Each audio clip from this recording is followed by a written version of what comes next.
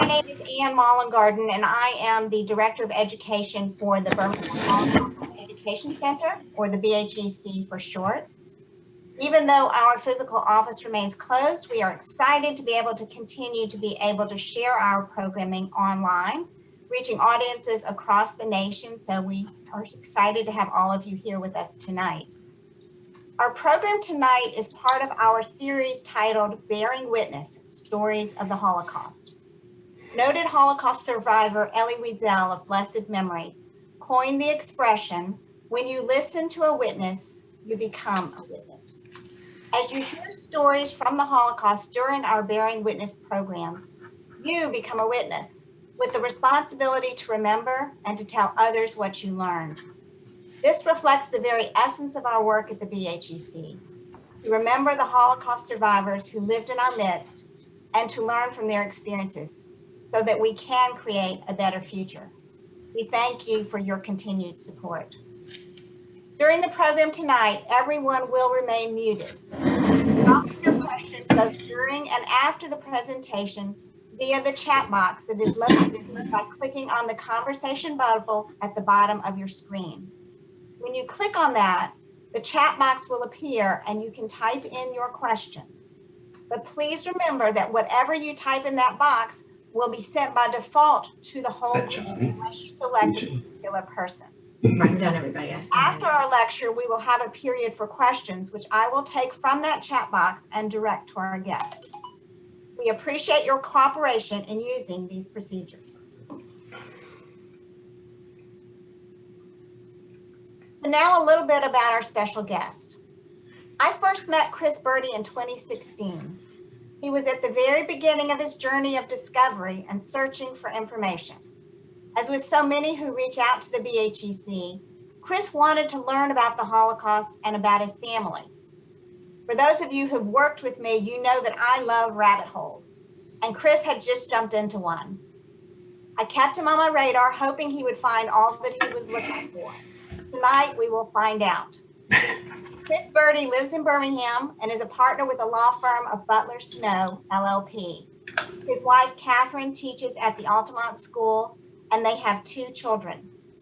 Tonight, Chris has 2 stories to share. The first is his story of discovery about his family's genealogy.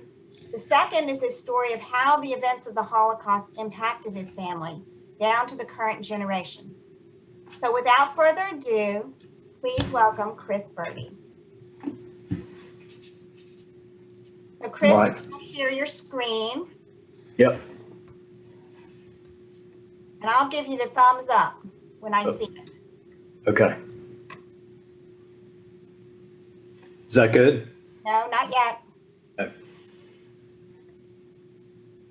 There we go. Hold on. There we go. Okay. All right. So this is, I have to say, an unusual experience to do this. The last time I did it, and I was in a big room, and my daughter called a little while ago, my 14-year-old daughter, and said, good luck, Dad. I hope some people show up. So I have no idea how many people are out there, but thank you to Ann and to all of my family and friends. I really, really appreciate your joining us tonight. All right, so I'm just going to jump in. All right, so we all have a personal narrative, a story that has shaped the contours of our worldview. Shakespeare's quotation suggests a fundamental human truth. We are more alike than we're different. But today, we've stopped listening to each other's stories. We're sorting each other out into groups and drawing conclusions, even making moral judgments based on the categories that we've put them in. And in the process, we're tarnishing the golden rule. Well, good evening and introduce me. I'm Chris Berdy, and I want to talk to you all for a minute about this idea. The idea that we're more alike than we're different, that we all have a history that makes us human and gives us depth. So thank you to the Birmingham Holocaust Education Center for this opportunity. I'm humbled to be able to share this story with you, I really am.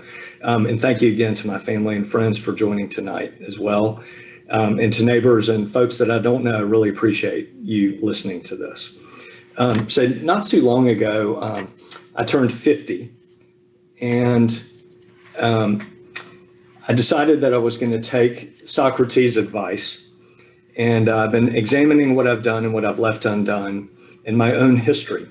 And I've made two discoveries that I want to share with you tonight. So the first is that I've become something of a stereotype. So seriously, y'all listening to me out there in Zoom world, if I were you, I would be thinking, all right, well, here's just another WASP. He's going to share with us his story. Yeah, I mean, I am white. I belong to the Episcopal Church. I went to a private high school, private college. I was on the tennis team of both. I was in a fraternity. Now I'm in the downtown Rotary Club and an assistant scoutmaster. I've been married for 21 years, have a never-ending mortgage, and two teenagers who hang on my every word. I'm a Southerner.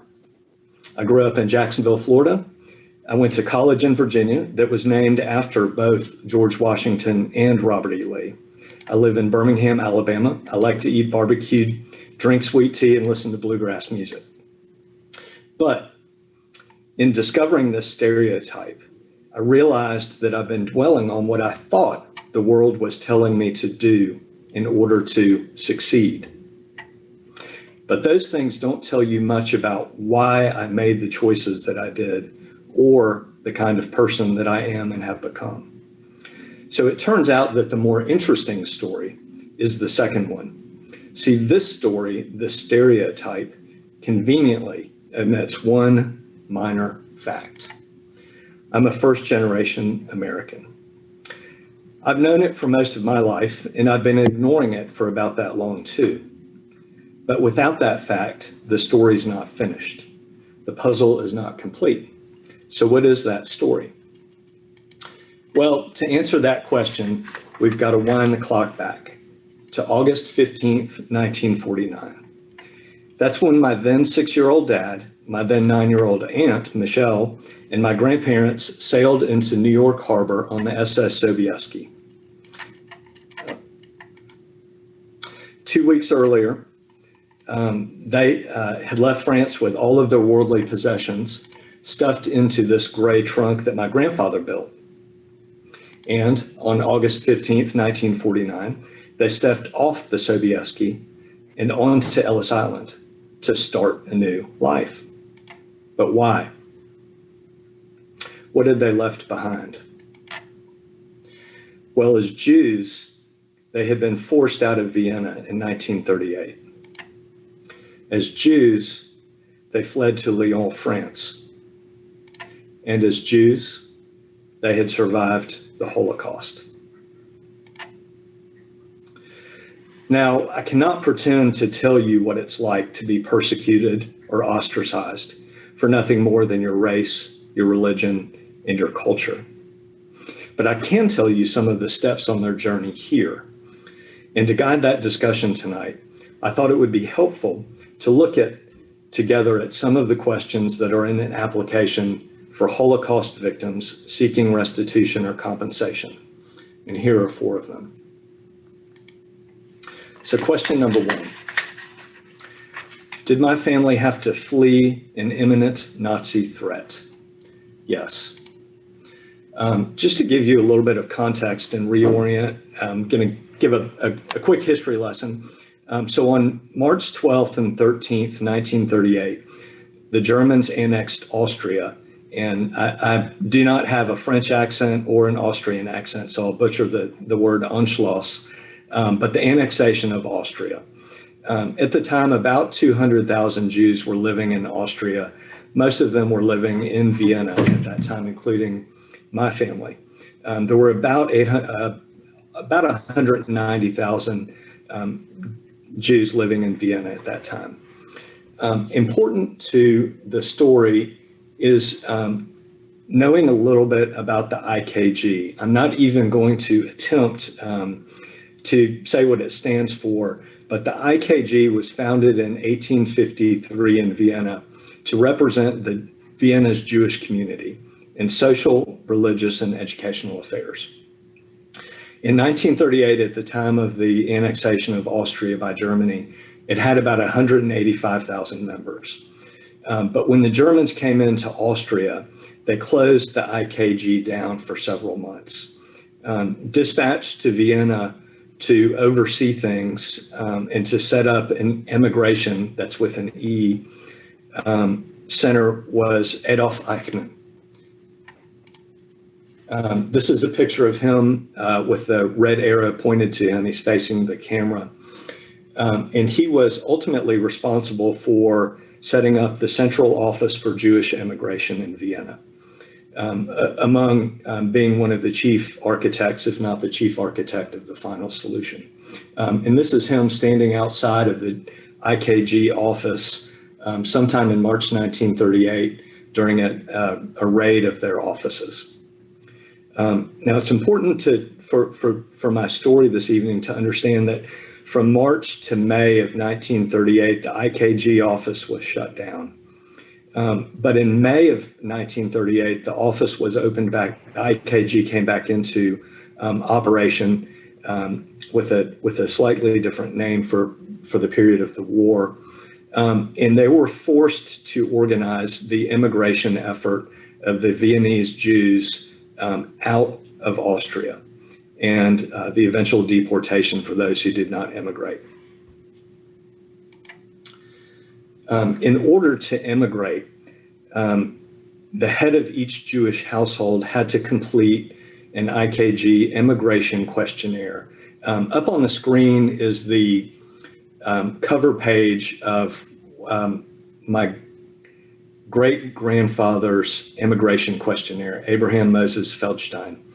And I'll go into this in a little bit more detail in a minute, but the purpose of the questionnaire was to approve the immigration papers for the Viennese Jews to be able to leave the country without persecution. The questionnaires asked for basic information such as name, address, number of family members living in the house, any possessions that you had, and money if you had any, which many at that time, including both sets of my great-grandparents, did not. And what's interesting, and my Uncle Peter actually was able to get copies of the two immigration questionnaires from both sets of great-grandparents from the IKG, but it's used, they have an incredible archive that, as well as being very willing to help answer any questions and help find additional information. But the IKG questionnaires have been used for regaining citizenship, for supporting in claims of restitution and claims of compensation. All right, so this is just a picture I found on the internet, but it shows this is in a neighborhood in Vienna, showing an immigration line outside of a impromptu police station for eventual immigration individuals who are filling out their paperwork. Okay, so what you have on the screen are the two cover pages of my two sets of great-grandparents. The top is Abraham Moses Feldstein's IKG immigration questionnaire, and beneath that is my other great-grandfather's immigration questionnaire, Fischl Berditschevsky. I'm not, of course, going to attempt to pronounce any of these words that are on the cover sheets, but what is interesting in these questionnaires is the dates that these were signed. The Feldstein questionnaire was signed on May 12th. The Berditschevsky questionnaire was signed on May 31st.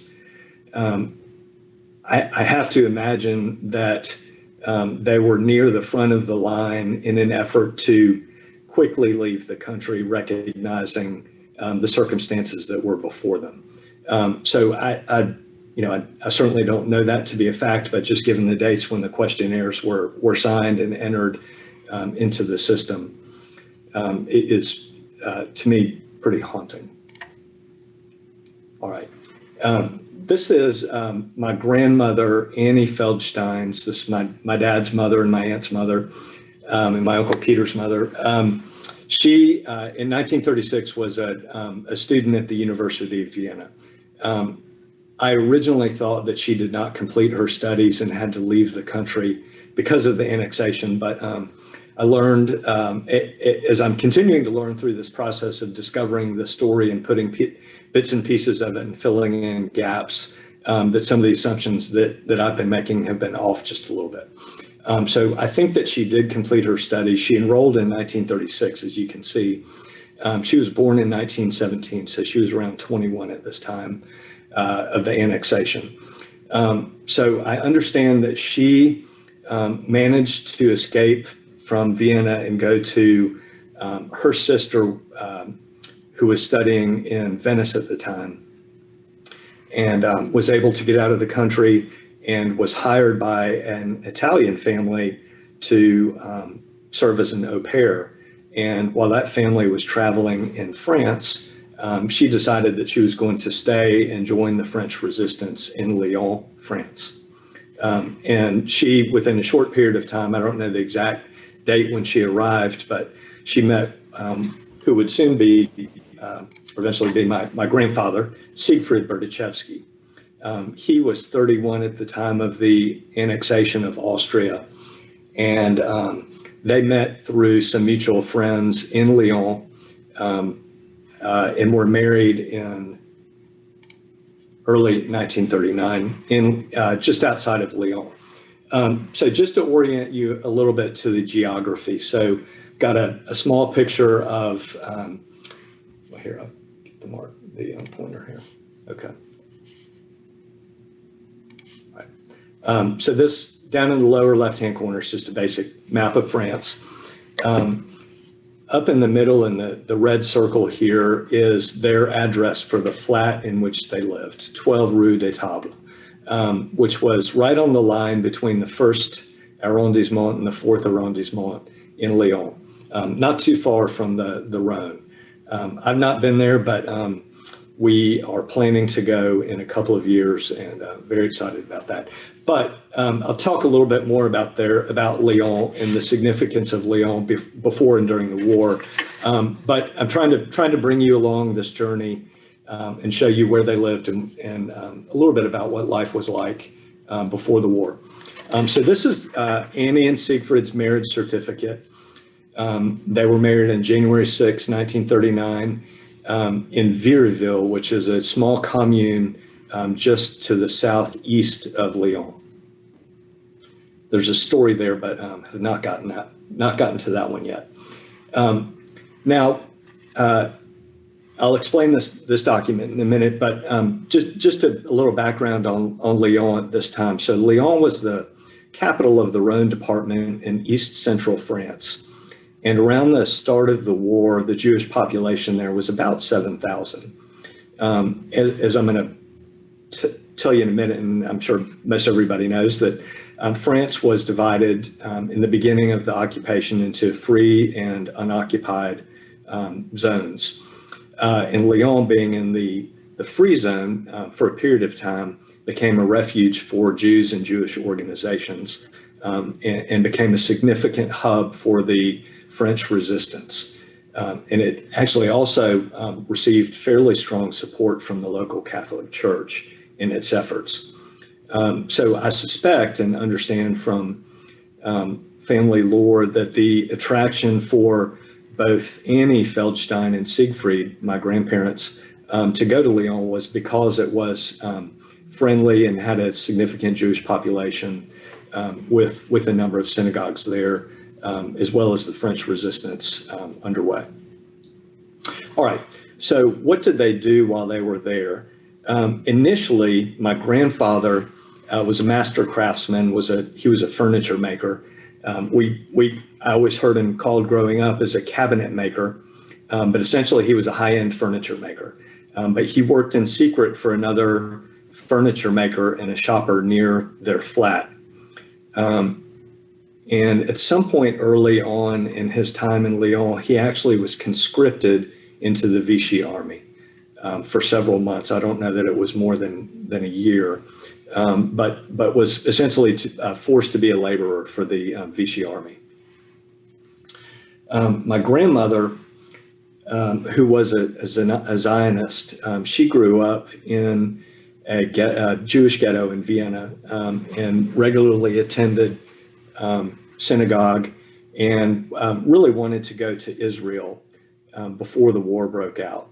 But she would not have her wish given the circumstances. But she was convinced that the Germans were going to prevail. And so she began teaching German lessons and received this letter. I don't know the entire backstory to it, but the letter essentially hires her for this school at a princely sum of 500 francs a month, which according to Google is about $10 a month to provide German lessons. So she did that. The last letter, and I have it quoted in the final bullet point, was that the last sentence in this letter says, quote, "They have lived in France for 2 years," and that's referring to both my grandmother and grandfather, "and we are sure of their loyalty to France," as a sort of condition to I presume her being hired. I don't know that that was necessarily an accurate statement, but as you'll see in a minute, I think they certainly portrayed that as a survival strategy. Okay. We have in our humble family archive some of the original papers that I'll be showing tonight, and these are just some of the papers that they had with them while they were in Lyon.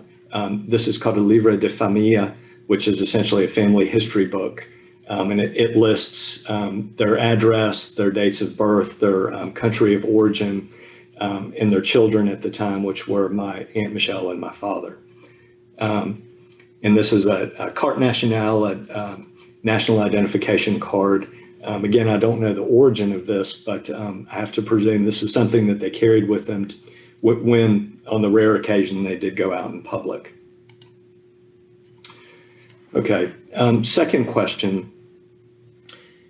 Did my family have to hide in inhumane conditions without access to the outside world? Yes. So again, a little bit of context. In the spring and summer of 1940, the Germans invaded France and by the middle of June, occupied Paris. And as part of the French armistice, the country was divided into the occupied zone and the free zone, with Lyon being in the free zone for a period of time. But in 1942 in France, things began to get worse and really significantly worse.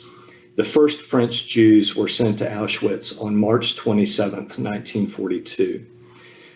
In August, late August, approximately 7,000 Jews were arrested in the free zone and sent to camps throughout Germany and occupied Poland.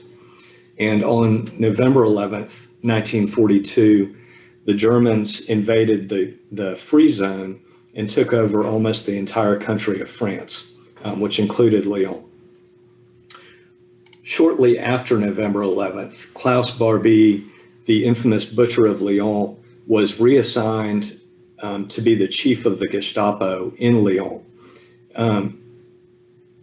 If you have not heard of him, there's a movie called The Hotel Terminus, which is about Barbie's time in Lyon.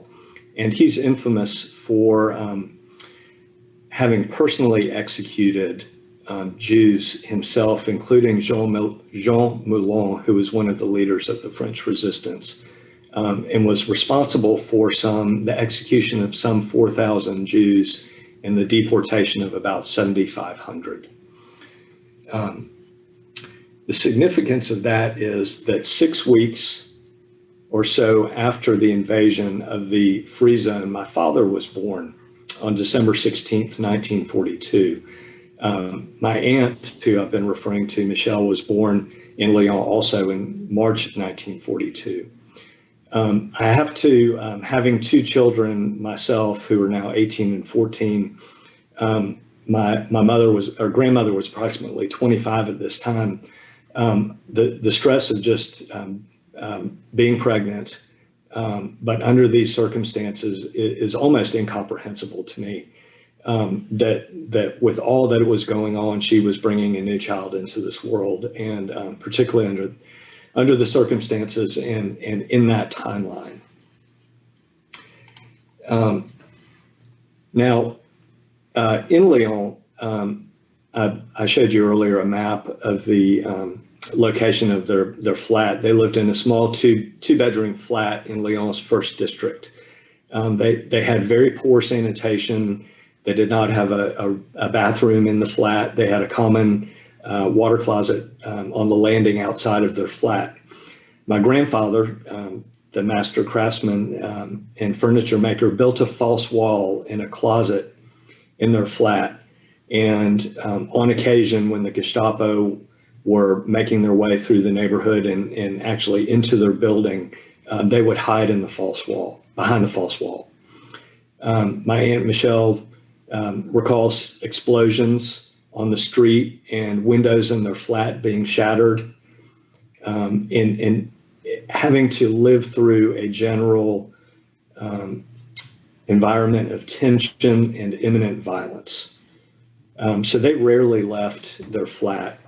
And to say that they had a childhood very different from my children's is a profound understatement. In terms of nutrition, they, because of their connections in Lyon, were able to get black market food, although it was often surplus food that was semi-spoiled or otherwise unwanted. They did have a large and healthy diet of turnips. I'm not sure I've ever knowingly eaten a turnip, but apparently that was a common part of their diet. My dad tells a story about they managed to get part of a chicken, and I think my grandmother left it out on the table and a cat snuck into the flat and got it. And so they did not have that, but it was a story that I carry with me, part because he tells it in sort of a humorous way, but also just to remember how lucky we are, and how want they were in the circumstances. At the age of 7, my aunt was diagnosed with tuberculosis, secondary to malnutrition, and actually spent about a year in an Alpine hospital recovering. So the circumstances that they lived in were profoundly challenging. All right, the next question is, did your family live under a non-Jewish identity? Yes. So I mentioned that my grandmother had been a student at the University of Vienna, and she was, as I mentioned as well, a Zionist, and was a leader within the local Jewish community who was intent on settling Israel, and really wanted to move to Israel. Her two brothers actually did. But her faith and commitment to it would be challenged through a survival strategy that my grandfather was insistent that they undertake, which was essentially, and I'm sure not, they were by no means the only Jews who did this, but they made every effort to appear non-Jewish, including adopting some Christian traditions. My dad was born with blonde hair and blue eyes, and so they named him Christian to cement the perception that they were not Jewish. We actually named my son, who's 18 and going to college soon, Christian as well, in honor of my dad. But this is my dad's baptism certificate, and a couple things that I'd like to point out. First of all, here, he just confirmed that he was in fact named Christian, but he was baptized, which is certainly a Christian rite, and was baptized on December 25th, 1942. I don't know this to be the case, but I have to think that date of any date was important for them to have him baptized as a sign of their not being Jewish. My aunt, I believe, also was baptized shortly after she was born. Up here in the left-hand corner, and I'm not going to pronounce it because I'll butcher it as well, is the French name for chaplain. My aunt tells me that in addition to being baptized and appearing non-Jewish, that from time to time when it was safe, they would actually go to church in Lyon.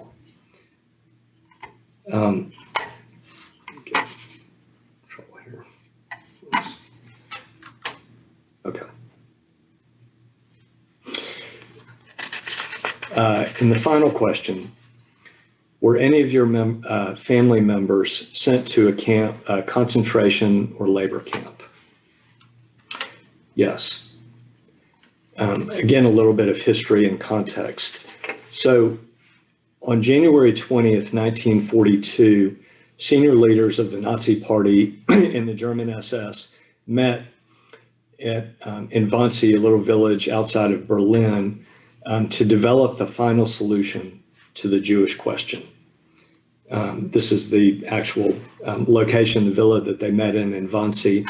But these are the party leaders and the German SS members who were present at that meeting. At that meeting, it was determined, among other things, that Auschwitz would become the Nazis' main death camp. All told, some 6 million Jews were killed or otherwise perished in the Holocaust, and of those, approximately 1.1 million perished at Auschwitz. My grandfather, I mentioned, was conscripted by the Vichy army and was arrested in 1 or 2 roundups in Lyon on the streets and somehow managed to escape. My grandfather, Berditschevsky, had a tattoo on his forearm. We don't know the story. We know that Auschwitz was the only camp that tattooed its prisoners and assumed that he was a prisoner there, but we don't know the circumstances either of his detention or his release or escape. But he bore a tattoo as a lifelong reminder of his persecution. So let me stop here for a minute and just take a little bit of a break because this is sort of heavy stuff, but there's a resolution to it. So September 3rd, 1944 is recognized as the day on which Lyon was liberated. So the American troops came into, or the Allied troops came into France in August in 1944, and by September 3rd, Lyon was liberated. On the left is supposed to be a picture of American troops coming through Lyon, and on the right is just a celebration from Lyon, the 75th anniversary of the liberation in 2018. So my family actually stayed in Lyon for a little more than 4 years. And as I understand it, there was a little bit of a struggle between Siegfried and Annie, my grandparents, about going to Austria, going to the United States or going to Israel. And my grandfather was adamant that they needed to go to the United States and start anew. And so sort of start where, or end up where I started. This is my grandmother Annie's Austrian passport. And on the upper right is a stamp, in addition to some visa stamps that aren't shown, on July 29th, 1949, the day that they left Cannes for New York. And I want to talk about this trunk for a minute. So I mentioned that my grandfather, several times now, was a master carpenter and furniture maker, and he built this trunk. My dad still has this trunk in his garage in Gainesville, Florida. I always saw it when I was growing up in our garage in Jacksonville. And, you know, I think somewhere I knew that it was a trunk that, you know, my grandparents made and brought over with them. But the circumstances around the making of this trunk were not known to me. I never really bothered to ask. It's not particularly an attractive piece, but it is utilitarian, It has survived for more than 75 years, and it will survive for another 75 years or longer. I'm confident of that. It weighs a lot. It's not very big. It doesn't hold a ton, but it bore every single possession that my dad, my aunt, and my grandparents had at the time they left Lyon, which was not much. And I look at that trunk now and I think about what it symbolizes, both from a utilitarian perspective, but also from an opportunity. It's in the experience that they went through to get it here. It's not pretty, but it's resilient. And it doesn't mean a lot to y'all looking at this picture, but it's profound. Last night, my dad said, "Gosh, I wish you had a picture of the trunk." And I said, "Well, last time I gave this talk, you sent me one." So I just want to share with you that to me, it's a symbol of hope and resilience and fortitude, and is really not very good looking, but I know it's going to be around for a long time. All right, so this is my picture of my grandmother shortly after arriving in the States. This is their declaration of intention. You can see in the top left-hand corner here is a United States requiring triplicate for the form, which is kind of funny going all the way back then. But it shows that they arrived on August 15th, 1949 on the Sobieski. And just think about the woman who was a student at the University of Vienna and all that she had been through in 10 or 11 years to get to this point. All right, I love, this is one of my favorite pictures of my dad. So this is shortly after they arrived in 1949, and there's a couple stories in this picture. One, in 1949, Truman was president. The Yankees ultimately went on to beat the Brooklyn Dodgers 4-1 in the World Series that year. Mickey Mantle and Yogi Berra, Joe DiMaggio and Yogi Berra were on the team at that time. And so without the close-ups, you just see a little blonde-haired kid smiling with the Yankees t-shirt on. But you think about a kid who at that time couldn't speak English, is wearing a t-shirt that someone gave to him, has probably no idea what the Yankees are. And then he's got these leather sandal shoes on that no kid in New York would wear in 1949. And so there's this story of assimilation that my family underwent when they arrived. And part of it was figuring out American culture and learning how to dress a little bit better, maybe, so, which I joke with my dad about from time to time. Anyway, I crack up when I look at this picture because it's so much hope and optimism, and not really an appreciation or understanding of what he went through to get to this picture. All right, so as part of the assimilation into the Great American Melting Pot, my family had to go through some changes, and not all of them, I think, were easy. One of these is changing their name. Certainly, Fischl Berditschevsky does not roll off the American tongue quite like Fred Berdy does. So they changed their name from Berditschevsky to Berdy. My Aunt Michelle, who's watching tonight, actually changed her name back to Berditschevsky. And there's a whole separate story about Berditschevsky. It's Berditchev is a village in Ukraine that I know just enough about to be dangerous, so I'll leave it at that. But they changed their name in an effort to fit in. They had to fully abandon their religion. And I think for my grandmother, this was a particular challenge. She, as I mentioned, was a Zionist and was really committed to her faith. But my grandfather was adamant that they were going to start anew. And that included fear of persecution.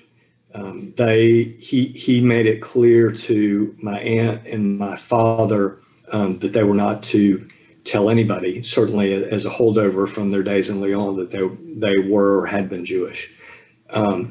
But he convinced her that they really needed to start anew and were fearful of persecution, even in the United States.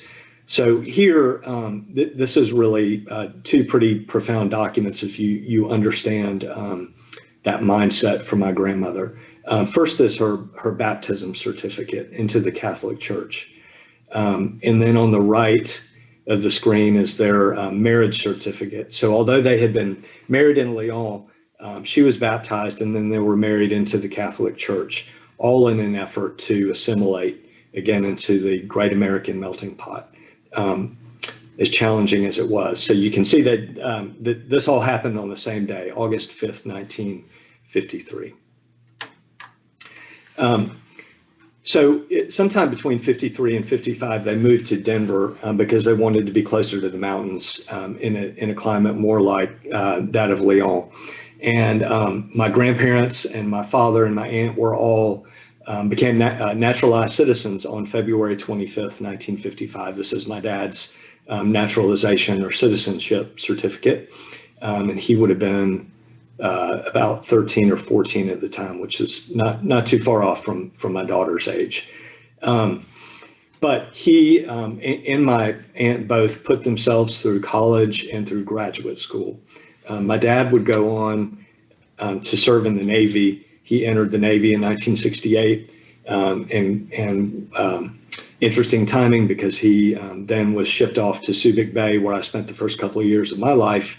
And for a short period of time served on the USS Ranger and was discharged in 1973. And since that time, he has maintained a periodontal practice in Jacksonville, Florida. That's him in the middle, and then to the right is my brother, who is 14 years younger than me and joined the practice a couple of years ago. So I really offer their assimilation into the U.S. and their story as one of achieving the American dream and realizing freedom through all they had gone through. So the story continues and kind of comes full circle. And this has honestly brought our family together in some interesting ways. So last year, or may have been in 2019, the Austrian government announced that they were going to make it easier for descendants of victims of Nazi persecution to reclaim their citizenship. So rather than attempting to, although it sounds like lawyer-like semantics, it was really a philosophical shift that they were giving people the right to reclaim their citizenship rather than apply for citizenship by virtue of having a family member who was an Austrian national.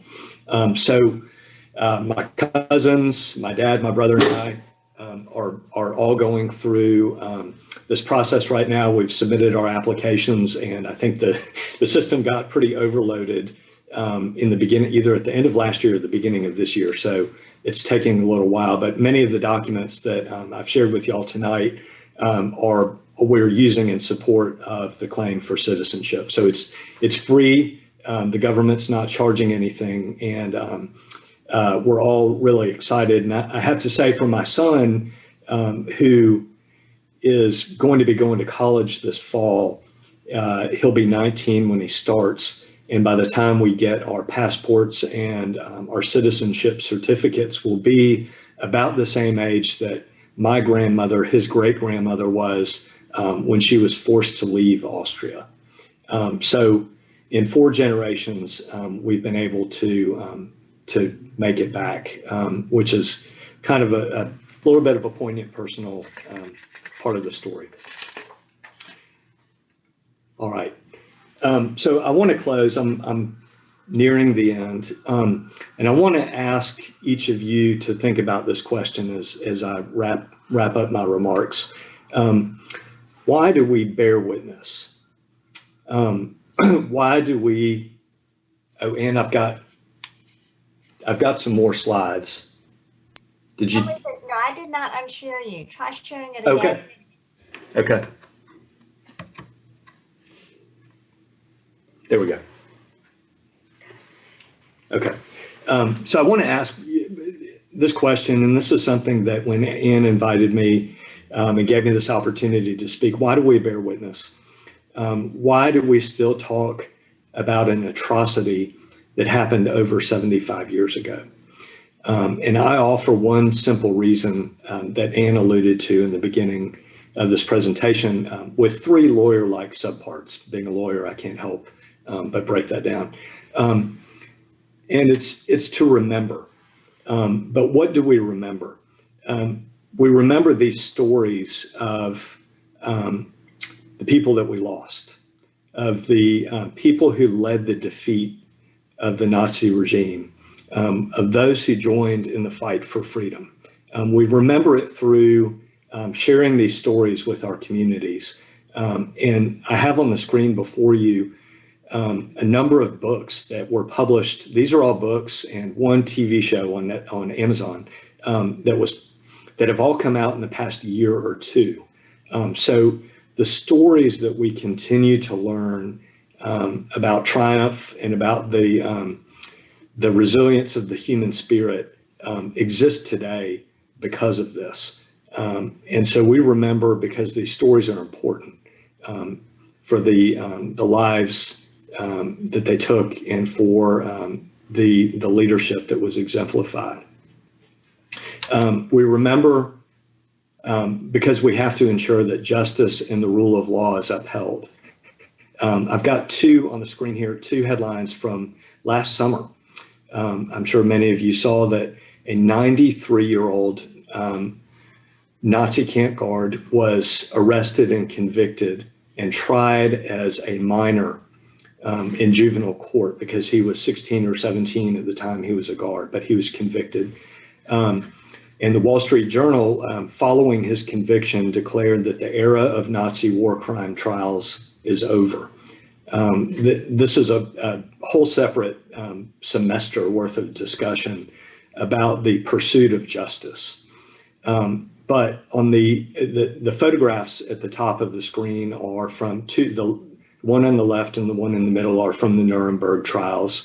The one on the right is from 1961 in the Israeli trial of Adolf Eichmann, who was convicted as well.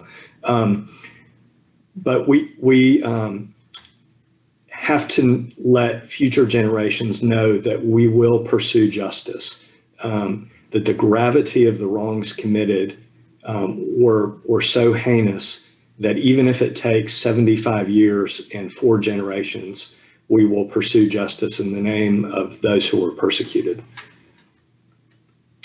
And finally, we remember for perspective.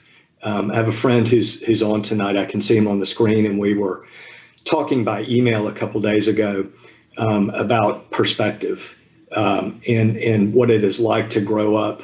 I did not grow up as a Jew, but grew up in a family of Holocaust survivors. And what does that teach you? What does it teach you about growing up as a first generation American?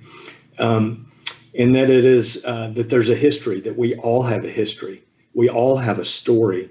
And if we can acknowledge that each one of us has a history, our own story, it will be fatal to prejudice, to bigotry, and to narrow-mindedness.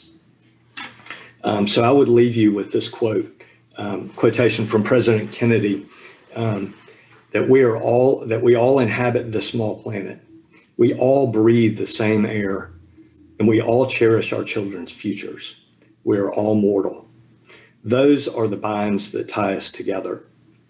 And if we can remember it, we can make our community just a little bit stronger. So as I close, I would challenge each of you as we long for the day when we can all return to normal times, that you take a minute to remember and learn not only your own history, but your neighbor's history, and understand why they might see the world in a way just a little bit different than you and I do. So thank you. Thank you, Anne and the Birmingham Holocaust Education Center for this opportunity. I really, really appreciate it. And thank you to my family and friends. and neighbors who signed on to listen. And as Anne said in the beginning, when you listen to witness, you become a witness. Thank you. Thank you so much, Chris, and everybody. Such a meaningful program and really thought-provoking. Thank you. Chris, if you will unshare your screen. Mm-hmm. I know everyone probably needs to take a minute to absorb all that revealed. I do want to thank the Berdy family and Berditschevsky family that's online with us, so we appreciate you joining us as well, and all of Chris's friends. Remember that we have a chat box, and we would be happy to take your questions. Just type that in there, and it will come, and I will address it. I can start out a question for Chris. I'm sort of into all this stuff. So I do have a question about your grandfather did have a tattoo, but you've not researched when he was at Auschwitz. And I have a little bit, and that's on, I would say that's on my list to talk to you about, frankly. I've gone certainly into the Holocaust Museum's database and searched their names a little bit and have come up short. I know there's not a complete set of documents, but at least to my knowledge, we don't have all of the details surrounding that. And I just wanted to point out another thing, because I did kind of this, is that the ID card that your mom had, you'll notice that her face was in profile. That was done for immigrant Jews so that they could be distinguished from native Jews in France. So if you were a native Jew, you had a frontal picture, and if you were a refugee that had come into France, profile picture, so that you were readily identifiable, because initially those were the ones who were persecuted and deported. So in case you didn't know that, or anyone else. I know I did not know that. The details in all of these things, the documents are amazing. Hey, Anne, I think that Catherine is saying that the chat is disabled.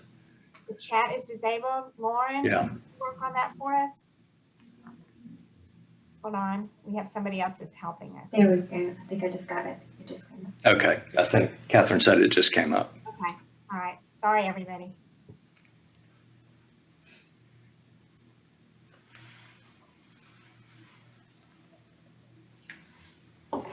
You've done amazing research. I salute you. And the fact that Austria was willing, that has that ability to give you all of that information is wonderful. Well, I'm looking at the faces of my uncle and my cousin and my aunt, and they deserve the credit, because my uncle is retired now, but Peter traveled all the time and spent some time in Austria for a project that he was working on, and was able to actually go to the embassy and go to, I think, to the IKG office and get copies, not only of those immigration questionnaires, but also some certified birth certificates of great-great-grandparents and grandparents for our citizenship efforts. So I just trying to connect some dots, but a lot of others have done lots of work. So, but it's fun, and it is a rabbit hole to go down, Anne, for sure. So just so everyone knows, you can send your greetings to Chris, and we will send him all of this chat so he will see it all, but I'm not going to repeat just the greetings and good wishes, because there are lots of those. But we do have a question from Linda Tilley. She asked, how did you feel about the chance at Charlottesville that Jews will not replace us? Yeah, so I mentioned near the end that I had been talking with a friend of mine who actually is another lawyer in Pittsburgh, and I see his face on the screen right now, and we talked about that, and it's interesting. So I struggle a little bit internally, because I'm not Jewish. I go to So in terms of standing, I guess, and so Dave, my friend, and I talked about that, and Catherine and I, actually, my wife, have had a recent event of experiencing anti-Semitism and it. I'm struggling a little bit to answer it because it's really hard. Knowing the story now, I don't know that I feel like I have any more standing, but by the same token, yes, I feel it, and it's horrifying, and really indignant. Now, let me just share a quick story with you. So, we have somebody that we know in Birmingham whose son made some anti-Semitic remarks to another student, and this person's really close to us, and knowing them and knowing that, it brought it home in a way that I had not before really thought about it or experienced it firsthand. I don't know if I'm making any sense at all, or answering the question, but knowing the story now and understanding what my dad and my aunt went through and how it framed their lives, I can't help but be outraged by it, and feel it personally, and not understand it in the 21st century. That there are still people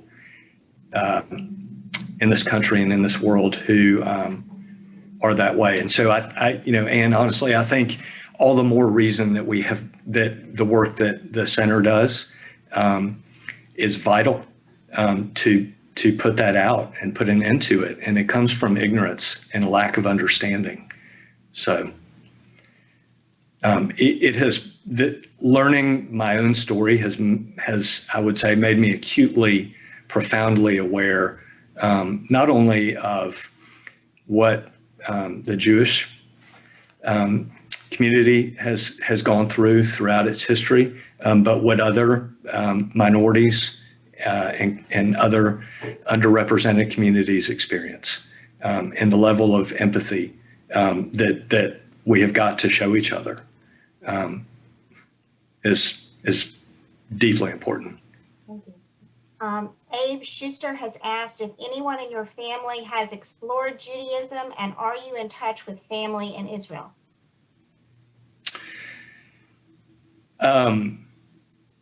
Let's see. So I, not from a practicing faith perspective that I know, I honestly would say the story and learning it has deepened my own Christian faith. It's something that I have shared. There's a church retreat through the Episcopal Church that we've been on staff for 3 or 4 times and went through as what are called pilgrims. And it's something that I've had the opportunity to share in that environment, as well as Bible study and things like that. So I would say it's deepened my own Christian faith. I don't think any of my U.S. family members have. We still, we have cousins who live in Italy, in Rome, and a little bit in Florence, who are Jewish and practicing Jews and go to synagogue. We saw them a couple of years ago in Rome. And we were talking with my aunt before the call about some family members that we have, cousins in Israel, who I've not had the opportunity to meet. Did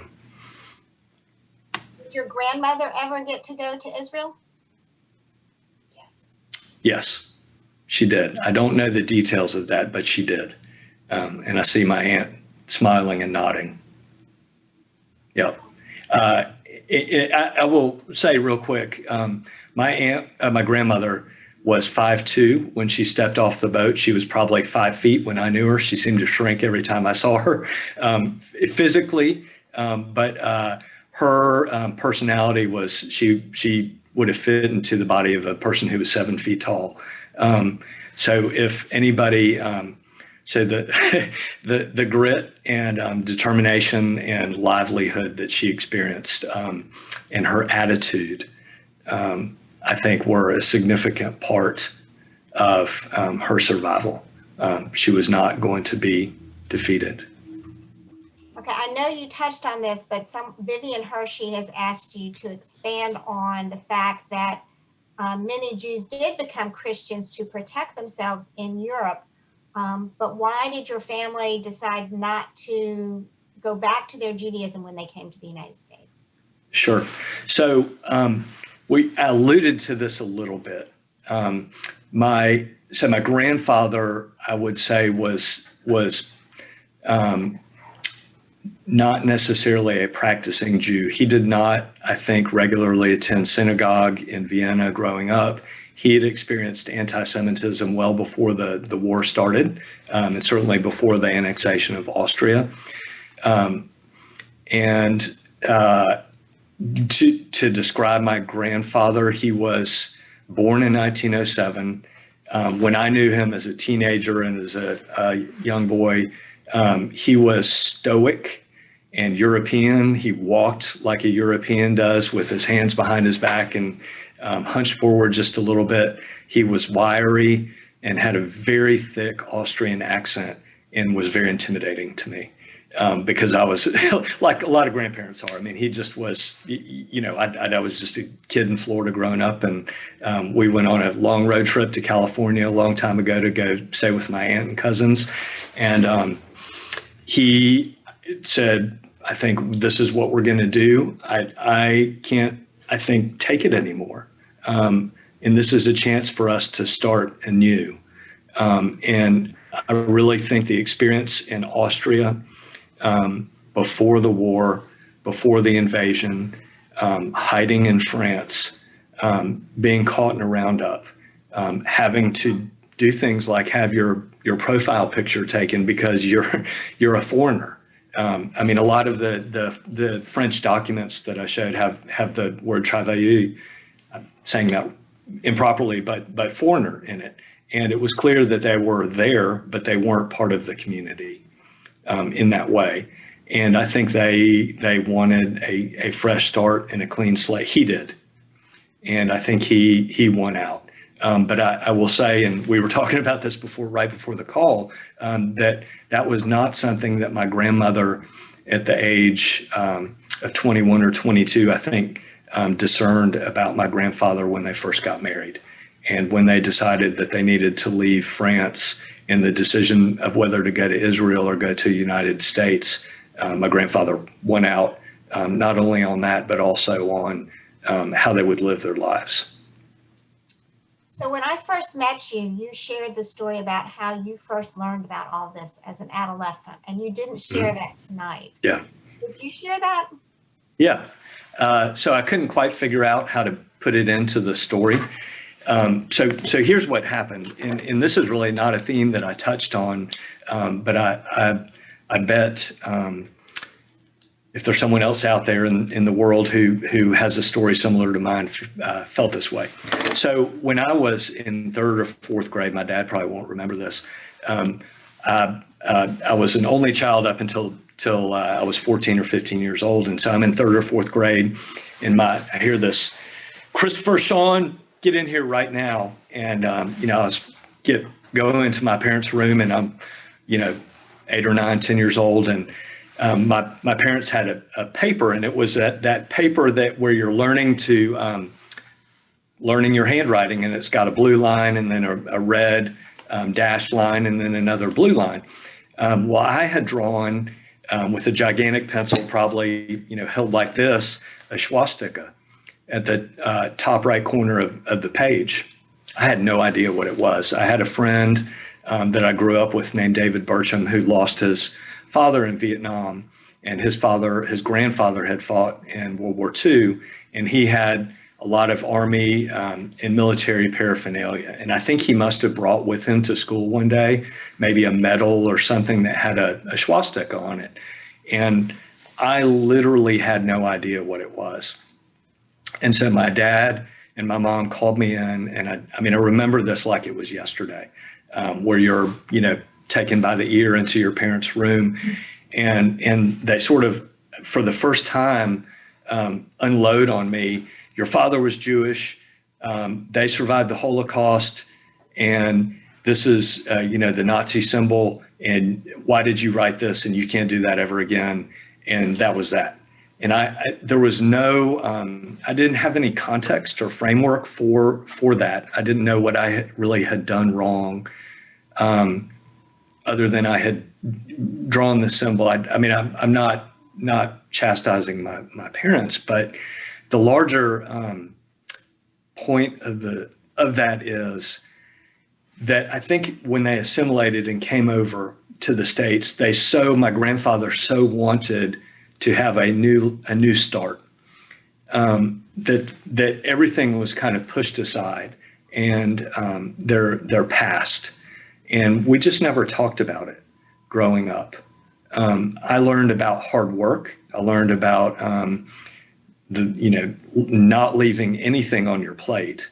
My dad still doesn't leave anything on his plate to this day. I learned about rolling up your sleeves and doing it yourself, and that you take nothing for granted. And those life lessons that you want all of your children to learn, I absolutely learned those. But what I didn't learn was so much why. It was more of, I'd always had it kind of as an immigrant story, but not so much as a story of persecution and frankly, a little bit of shame maybe and embarrassment about going through that. I grew up and went to this, I alluded to it, but I went to this, fancy private school in Jacksonville, Florida, and everybody seemed waspy. And I had friends who were, fifth and sixth generation Americans, and their great grandfather came over and fought in the Civil War, was, a descendant of the Mayflower, all that kind of stuff. And that was just sort of, I don't know, the world I was around. And so I think turning 50, learning my own story, is profoundly important for me. And I think, just to understand who you are and where you came from and what you grew up, even if you don't talk about it directly, and makes you true to yourself a little bit more. So I'm proud of it. I wish I knew more earlier. I wish I could have sat down with my grandmother and my grandfather and with a VHS video recorder and gotten their story, because it would have been fascinating. We have secondhand versions of it. My aunt and my dad remember a little bit. My aunt more than my dad, and it's and so bits and pieces. I learned something new today from my cousin Julia that I had no idea about. For years, I had been under the impression, and this is what's so great about sort of this investigation is, I thought that my grandparents met in a refugee camp. That they, literally walked across the Austrian line, met in a refugee camp, and married 6 or 9 months later. And so I email, my cousins and everybody else, and Julia gets on and says, no. She left and went to Venice with her sister, and then, worked for I guess a wealthy Italian family, and then said, no way, I'm staying and I'm fighting for the resistance. If I can't go to Israel, then I'm going to be part of the solution here. And so I don't know, I'm a lawyer. And so we're always kind of doing investigation and trying to figure out more facts and details. And that was definitely for me one, because that's always sort of been the starting point of the story. And not that it changes it that much, but I think it makes it, I don't know, just kind of part of how you find these things out. There's some, family urban mythology, and then there's reality, and somewhere in between, we have the bones of the story, but the day-to-day life and existence, gosh, I sure wish I had more detail about that. Well, and it shows what a fighter your grandmother was. Yeah, no doubt. That is all over the chat. I'm not going to share it all, but she's talking about your grandfather's furniture, and she wishes everybody could see what beautiful furniture he built. I know. Somebody else has commented about that and said that the story of how he built the false wall in the closet and that the trunk will be images that will forever stay with them. Well, thank you so much. I will say, again, there are all these tentacles to the story. So my dad has my grandfather's workbench in Gainesville, right somewhere near that good-looking gray trunk.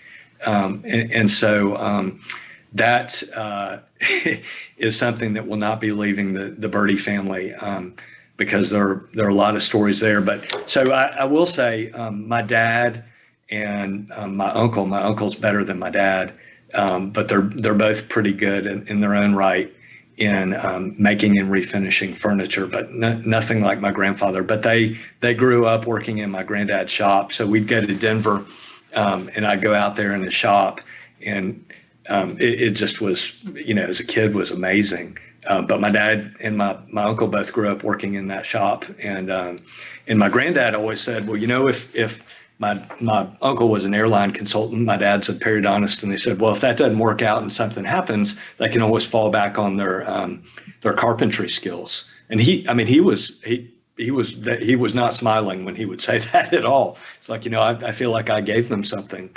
that will outlast whatever else they have to do. So, but Dad is posting that he has pictures, and he could post some of those. So you have to add those into your presentation. Yeah, definitely. So I don't know. I just, and for everybody else who's watching, this is just a gift to be able to share this story and to see all of these faces watching and listening. And I'm so unbelievably grateful for it, to reach this point in my life where I'm proud to share this story and recognize that it's what binds us all together. You have a beautiful perspective and a beautiful lesson for all of us to learn from. So we thank you very much, and we thank everybody for joining us tonight. We will be posting this recording on our website. Give us a few days to do that, and it will be on our website on our Vimeo page. Please also mark your calendars for our next community program is Thursday, March 11th.